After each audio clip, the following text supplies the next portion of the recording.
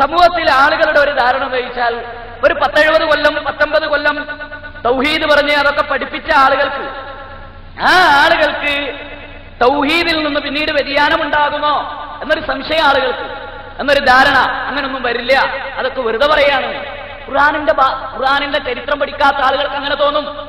നേരത്തെ ഒരു സംഭവം ഇവിടെ നിന്ന് സൂചിപ്പിച്ച് ഇബ്രാഹിം നബിയുടെ ചരിത്രം സൂറത്ത് ഇബ്രാഹിം 14-ാമത്തെ അധ്യായത്തിൽ 32 മുതൽ അങ്ങ് ഓതി നോക്കിയാൽ മതി. ഇബ്രാഹിം നബി ഭയപ്പെടുക, ബിംബാരാധന കൂട്ടത്തിൽ ഞങ്ങൾ പെടുത്തരുത്.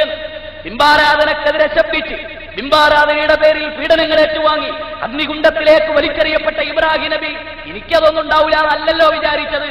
അതെന്നെ നമുക്ക് വലിയ മാതൃക. അത് മാത്രവുമല്ല, ഒരു സെക്കൻഡ് കൊണ്ട് മുവഹിദുകളും 1 സെക്കൻഡ് കൊണ്ട് മുശ്രിക്കുകളുമായ ചരിത്രമുണ്ട് ഖുർആനിൽ. മൂസാ നബിയുടെ ചരിത്രം.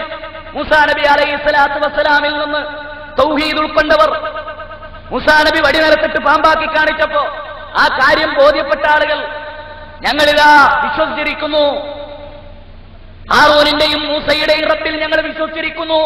ഇനി മൂസ, ഇനി ഫിറൗനെ താങ്കളുടെ ശിക്ഷാ നടപടികൾ എന്തു വേണമെങ്കിലും ചെയ്തോളൂ, അത് ഇവിടെയല്ലേ സാധിക്കൂ, പരലോകത്തത് സാധ്യമല്ലല്ലോ എന്ന് പറഞ്ഞ് ഈമാൻ പ്രകടിപ്പിച്ച, സുദൃഢമായ ഈമാനാണ് അവർക്കെന്ന് പ്രകടിപ്പിച്ച അതേ ആളുകൾ ചെങ്കടൽ കടന്നു തൗറാത്തിന്റെ ഏടുകൾ വാങ്ങാൻ. മൂസാ നബി അവരിൽ നിന്ന് മാറി നിന്നു. കൂടെ മൂസാ നബി ഒരു പ്രവാചകനെ ഏൽപ്പിച്ചു കൊടുക്കുന്നുണ്ട്, ഹാറൂൻ നബിയെ.